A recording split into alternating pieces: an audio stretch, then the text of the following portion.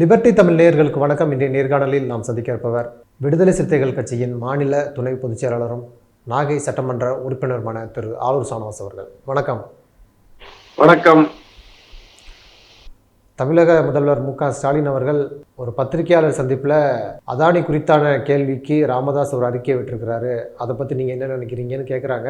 அதற்கு அவர் வேலை இல்லாமல் இருக்கிறாரு, அவருடைய அறிக்கைக்கெல்லாம் பதில் சொல்ல வேண்டியதில்லைன்னு அவர் கடந்து போகிறாரு. இதற்கு அன்புமணி அவர்கள் கடுமையான விமர்சனத்தை முன்வைத்திருக்கிறாரு.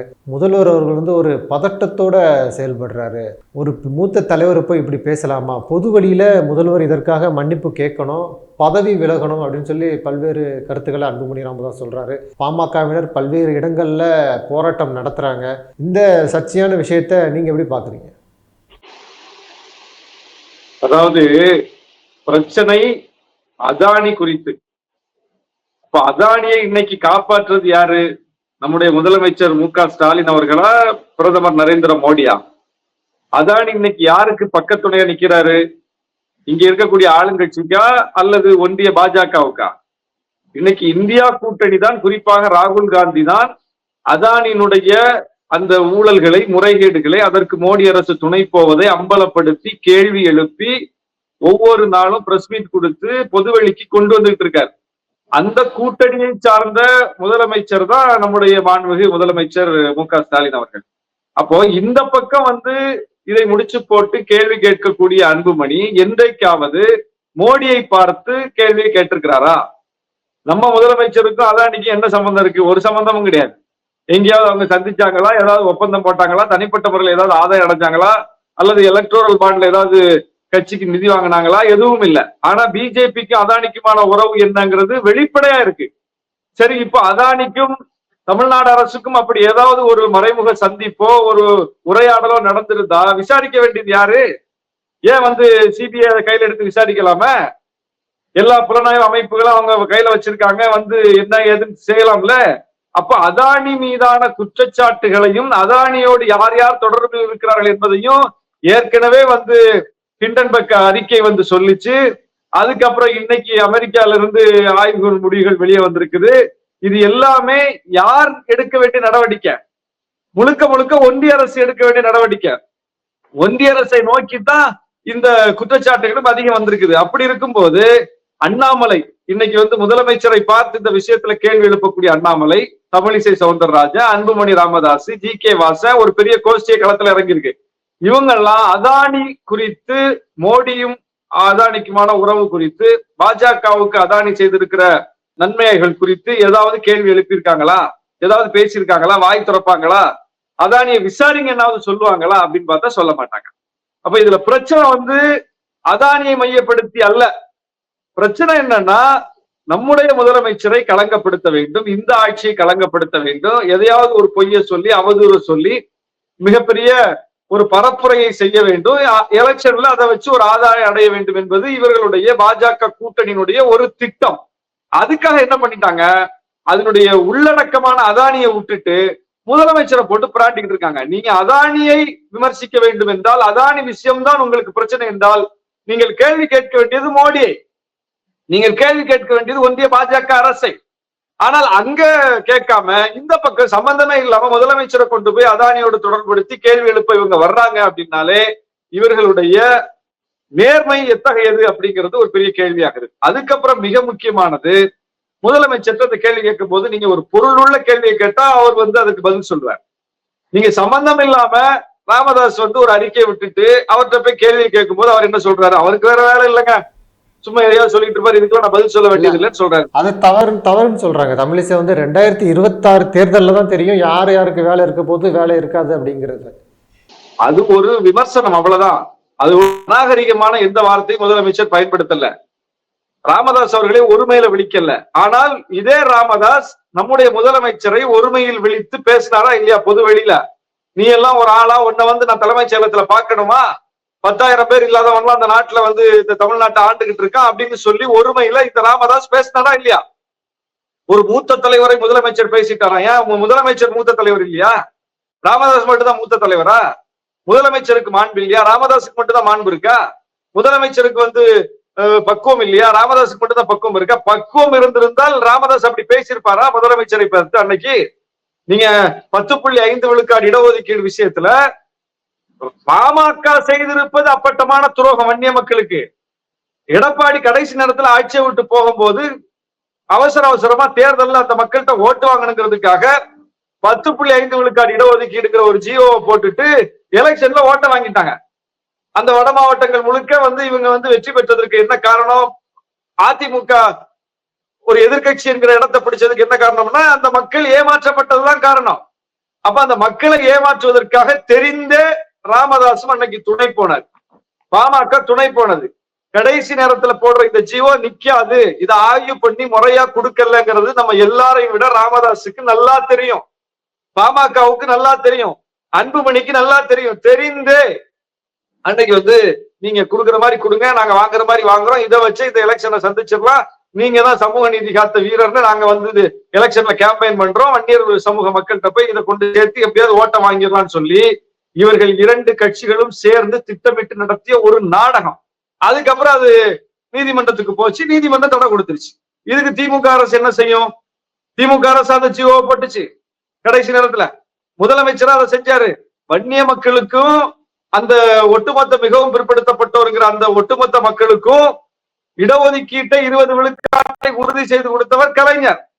பிற்படுத்தப்பட்டோர் என்கிற பிரிவு மட்டுமே இருந்த போது இந்த வாய்ப்பு போய் சேராத மக்களை தனியே அடையாளம் கண்டு மிகவும் பிற்படுத்தப்பட்டோர்னு ஒரு பிரிவையே உருவாக்கியவர் கலைஞர். அப்படி அந்த மக்களுக்கு மிகப்பெரிய அளவுக்கு சமூக நீதியை உறுதி செய்த தலைவர் கலைஞர். இன்னைக்கு கூட அந்த சமூக நீதி போராட்டத்துல உயிரிழந்தவங்களுக்கு நினைவு மண்டபத்தை எழுப்பி இப்ப திறக்க போறது நம்முடைய முதலமைச்சர் தான். இப்படி இருக்கும்போது அவர்களுக்கு செய்ததெல்லாம் இவங்க, ஆனா இவர்கள் குற்றஞ்சாட்டுறதும் இவங்களை தான். அரசியலுக்காக ராமதாஸ் இப்படி செயல்படுறாரு அப்படிங்கிறது அப்பட்டமா அந்த வன்னிய சமூக மக்களுக்கே தெரிஞ்சு போச்சு. அப்படி இருக்கும்போது அந்த வன்மத்தை மனதில் வைத்துக் கொண்டு காரணமே இல்லாமல் எப்படியாவது முதலமைச்சர் பிடிச்சு பிராண்டணும்னு சொல்லிதான் அன்னைக்கு அப்படி பேசினார். உன்னை பார்க்க நான் வரணுமா, நீ எல்லாம் ஒரு ஆளா, கோட்டையில உன்கிட்ட கையேந்தி நிக்கணுமா, எனக்கு அவமானமா இருக்கான் அவர் சொல்றாரு, எனக்கு அவமானமா இருக்கு உங்ககிட்ட நிக்கிறதுக்கு. ஒரு முதலமைச்சர் மக்களால் தேர்ந்தெடுக்கப்பட்டவர், நீங்களும் தான் உங்க மகனை முதலமைச்சர் வேட்பாளராக நிறுத்தி தமிழ்நாடு பூரா பயணம் போனீங்க, மக்கள் ஏத்துக்கிட்டாங்களா? நாங்க 1 கோடி பேர் இருக்கோம், 2 கோடி பேர் இருக்கோம்னு சவடால் வேற விடுறீங்க. அவ்வளவு பேர் இருந்தா, அவ்வளவு பேர் உங்களை ஏத்துக்கிட்டா, அந்த சொந்த மக்களே உங்களை ஏத்துக்கிட்டா உங்க மகன்ல முதலமைச்சரா இருந்திருப்பாரு. ஆனா இவர் சொல்றபடியே 10,000 பேர் கூட இல்லாத அந்த சமூகத்தில இருந்து வந்த ஒரு முதலமைச்சரா இருக்காருன்னு சொல்றாரு. 10,000 பேர் இல்லாத அந்த சமூகத்தை சார்ந்த ஒருத்தரை தமிழ்நாட்டு மக்கள் கோடானு கோடி பேர் ஓட்டு போட்டு இவர் தான் எங்க முதலமைச்சர்னு தேர்ந்தெடுத்து கோட்டையில உட்கார வச்சிருக்காங்க. அப்போ நீங்க எவ்வளவு வன்மம் இருக்கும் பாருங்க. அந்த முதலமைச்சரா அவர்கிட்ட போய் இவர் நிக்க மாட்டாராம், அவர் அவமானமா இருக்கான் கேட்கறதுக்கு. மக்களால் தேர்ந்தெடுக்கப்பட்ட ஒரு முதலமைச்சரை ஒருமையில் பேசி இழிவுபடுத்தி கொச்சைப்படுத்தியவர் ராமதாஸ். அவர்கிட்ட என்ன பக்குவம் இருக்கு, அவர்கிட்ட என்ன முதிர்ச்சி இருக்கு? அவர்கிட்டதான் எல்லாரும் கேட்டிருக்கணும், இப்படி நீங்க செய்யலாமா, அநாகரிகமா இப்படி முதலமைச்சரை பேசலாமான்னு. அன்னைக்கு தமிழிசை அறிக்கை விட்டாங்களா? அன்னைக்கு அண்ணாமலை அறிக்கை விட்டாரா? அன்னைக்கு ஜி கே வாசன் அறிக்கை விட்டாரா? இன்னைக்கு வரிசையா வட்டி கட்டி வர்றது கோஷ்டி ஏதாவது அன்னைக்கு பேசிச்சா? வாயை மூடிட்டு இருந்தாங்க. நாகரிகமா பேசணும்னு இன்னைக்கு முதலமைச்சருக்கு பாடம் எடுக்கக்கூடிய அன்புமணி ராமதாஸ் அன்னைக்கு தன்னுடைய தந்தையை பார்த்து அதை சொன்னாரா? இப்படி எல்லாம் பேசக்கூடாது, என்னதான் இருந்தாலும் நம்ம அவர் முதலமைச்சர், அவரை இப்படி எல்லாம் நீங்க பேசக்கூடாது, நம்ம போய் அவர்கிட்ட வேண்டுகோள் வைப்போம், அவரை சந்திப்போம், வாங்க கோட்டையில போய் கேட்போம் அப்படின்னு சொல்லல நீங்க சொல்லணும். அப்போ உங்களுடைய கோரிக்கையை முனைவழுங்க செய்தது நீங்களும் எடப்பாடியும். அதுபோல சாதிவாரி கணக்கெடுப்பு அந்த விஷயத்துல கூட ஒன்றிய அரசு செய்யணும். மோடியை பார்த்து ஒரு கேள்வி கேட்பதற்கு இன்னைக்கு வரைக்கும் ராமதாஸுக்கு துணிவில்லை. அந்த சப்ஜெக்டை எடுக்க மாட்டாங்க பாஜகவை பார்த்து. சென்சஸ் மக்கள் தொகை கணக்கெடுப்பு நடத்த வேண்டியது யாரு? மாநில அரசா? கொரோனாவை காரணம் காட்டி தள்ளி போட்டாங்க ஒன்றிய அரசு. கொரோனா முடிஞ்சு இன்னைக்கு 3 வருஷம் ஆச்சு இல்ல? ஏன் இது வரைக்கும் மக்கள் தொகை கணக்கெடுப்பு நடத்தாம இருக்கீங்க? நீ ஏன் ஒன்றிய அரசை நோக்கி ஒரு போராட்டத்தை நடத்த மாட்டேங்குது பாமக?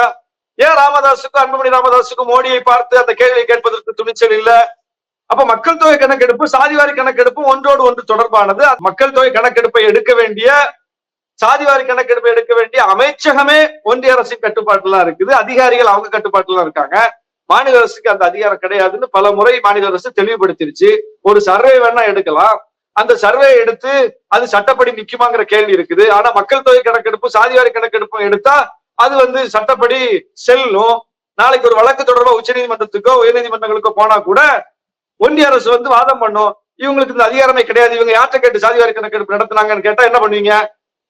அப்ப இதையெல்லாம் கருத்துல கொண்டு மாநில அரசு அதுல ஒரு நிதானத்தை கடைபிடிக்குது. ஒன்றிய அரசு வலியுறுத்தி எடுக்க சொல்லணுங்கிறதுல முதலமைச்சரும் இந்த மாநில அரசும் தீவிரமா இருக்காங்க.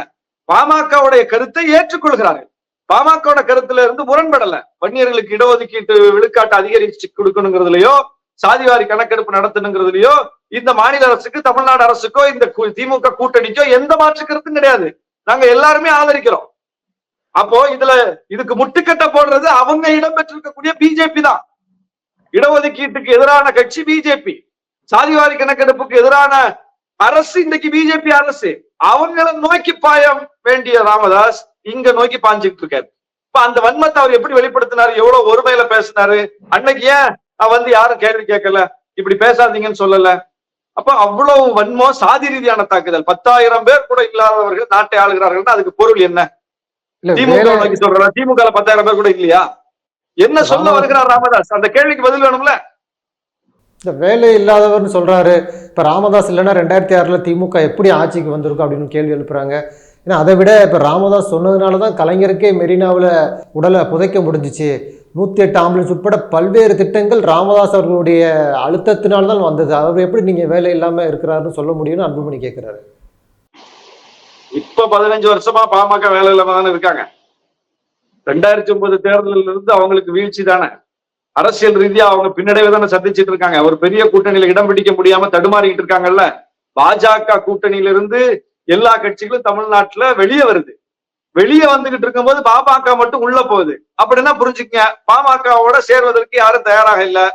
ராமதாஸ் அரசியல் அரங்கத்திலிருந்து இன்னைக்கு ஒரு பின்னடைவை சந்திக்கக்கூடிய தலைவரா மாறிட்டாரு. ஒரு காலத்துல அரசியல் செய்வ தீர்மானித்துக் கொண்டிருந்த தலைவர்.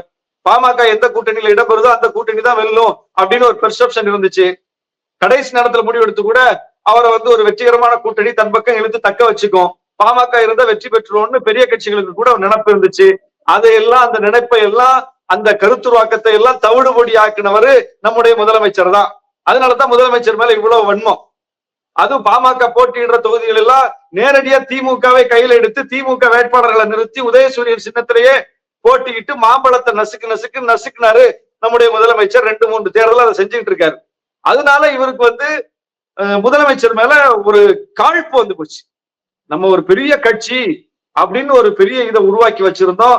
நம்ம இல்லைன்னா அந்த கூட்டணி தோத்து போயிரும்னு ஒரு பெரிய பெர்செப்ஷனை உருவாக்கி வச்சிருந்தோம்.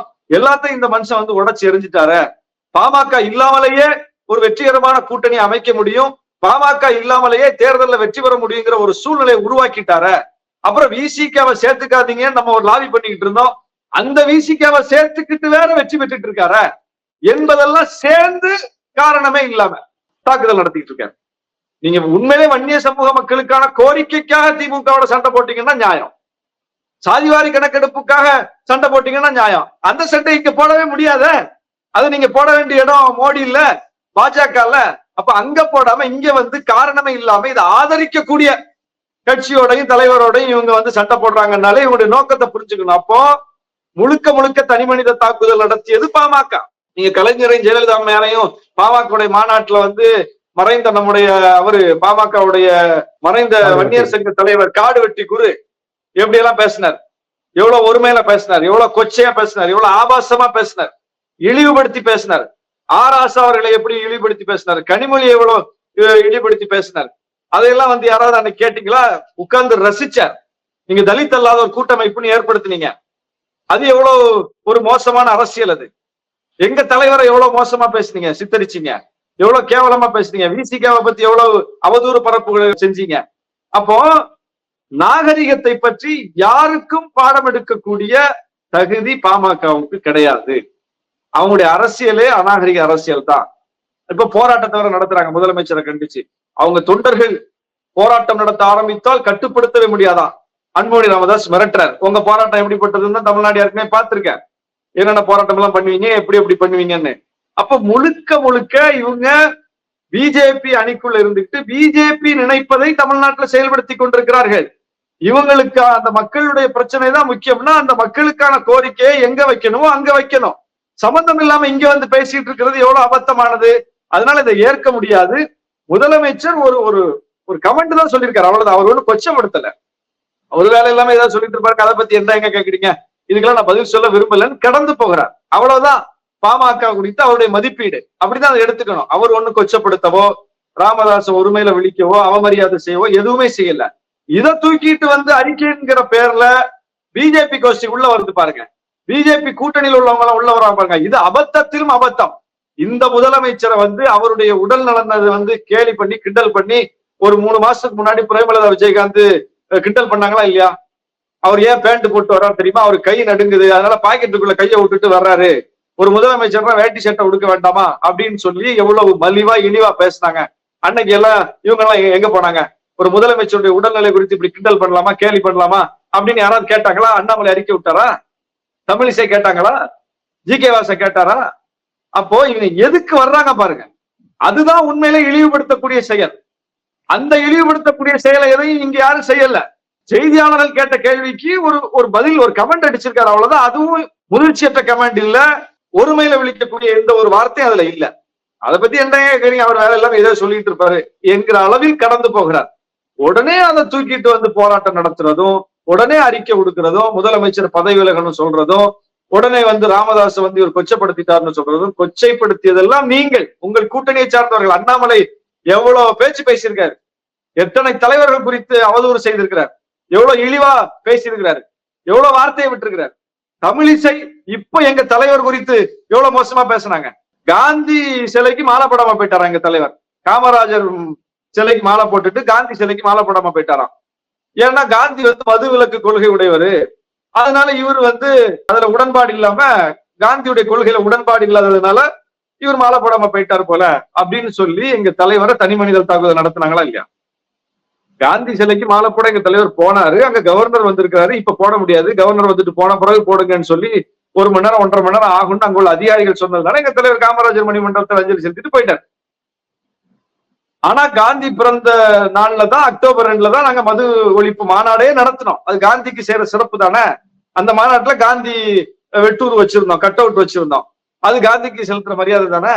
ஆனா தமிழிசை எப்படி சிரித்து பேசினாங்க பாருங்க, எப்படி ஒரு தனி மனித தாக்குதல் நடத்தினாங்க பாருங்க. ஏதோ எங்க தலைவருக்கு மது பழக்கம் இருக்கிற மாதிரி ஒரு சித்தரிப்பை ஏற்படுத்தினாங்க. அப்ப அன்னைக்கு யாராவது கேட்டிருக்கணும்ல, இல்ல திருமாவளவன் அப்படிப்பட்ட தலைவர் கிடையாது, தமிழிசையா இப்படி தனிப்பட்ட தாக்குதல் நடத்துறீங்க அப்படின்னு அண்ணாமலை கேட்டிருக்கலாம்ல. அப்படின்னு வந்து மற்ற பிஜேபியில இன்னைக்கு அறிக்கை விட்டுருக்க தலைவர் எல்லாம் கேட்டிருக்கலாம்ல. யார் அன்னைக்கு வாய் திறந்தீங்க? அப்போ முழுக்க தனி மனிதல் தாக்குதல் நடத்துவதும், வன்ம பேச்சு பேசுவதும், இழிவுபடுத்துவதும், சாதி ரீதியாக இழிவுபடுத்துவதும் இவர்களுடைய வேலை. அதைத்தான் தொடர்ந்து இவங்க வந்து முதலமைச்சர் மேலேயே செஞ்சுக்கிட்டு இருக்காங்க. 10,000 பேர் கூட இல்லாதவர்கள் நாட்டை ஆளலாமான்னு கேட்கிறது, அந்த கேள்விக்கு பின்னாடி இருப்பது என்ன? அரசியல் ரீதியான விமர்சனமா? எவ்வளவு அப்பட்டமான சாதிய தாக்குதல் அது. அதை செஞ்ச ராமதாஸ் மீது யாராவது ஒருத்தர் பிஜேபி கூட்டணியில இருந்து கேள்வி எழுப்புனாங்களா? எவ்வளவு அபத்தமான விமர்சனம் அது. நாங்க மட்டும்தான் அன்னைக்கு பேசணும், கேள்வி எழுப்பணும், இவங்க எல்லாம் வாய மூடிட்டு தானே இருந்தாங்க. அப்ப நாகரிகத்தை பற்றி பாடம் எடுப்பதற்கு இவர்களுக்கு எந்த தகுதியும் இல்லை. மக்கள்கிட்ட அம்பலப்பட்டவர்கள், மக்களால் ஓரங்கட்டப்பட்டவர்கள். பிஜேபியும் பாமகவும் இன்றைக்கு தமிழ்நாட்டு மக்களால் தனிமைப்படுத்தப்பட்ட கட்சிகள். தனிமைப்படுத்தப்பட்ட 2 கட்சியும் சேர்ந்துகிட்டு இன்னைக்கு வேற சேர்வதற்கு ஆளே இல்லாததுனால என்ன செய்யணும்னு தெரியாம இது போன்ற காரணமில்லாத காரணங்களை சொல்லி அரசியல் செய்ய வேண்டிய நிலைக்கு தள்ளப்பட்டிருக்கிறார்கள். அப்படியாவது லைவ் லைட்ல பேசப்படுவோமே அப்படின்னு சொல்லி ஒரு மலிவான நிலைக்கு வந்திருக்கிறார்கள். இந்த நிலையை மக்கள் புரிந்து கொண்டிருக்கிறார்கள். மக்கள் இதை புறந்தள்ளுவார்கள். பாமகவும் பிஜேபியும் மீண்டும் கூப்பிலதான் உட்கார போகுதுங்கிறத இது போன்ற சம்பவங்கள் எடுத்துக்காட்டுது. நன்றி. நிறைய நல்ல பயனுள்ள தகவல்களோட நேயர்கள் சொல்லியிருக்கீங்க. உங்களுடைய நேரத்துக்கு மிக்க நன்றி. நன்றி.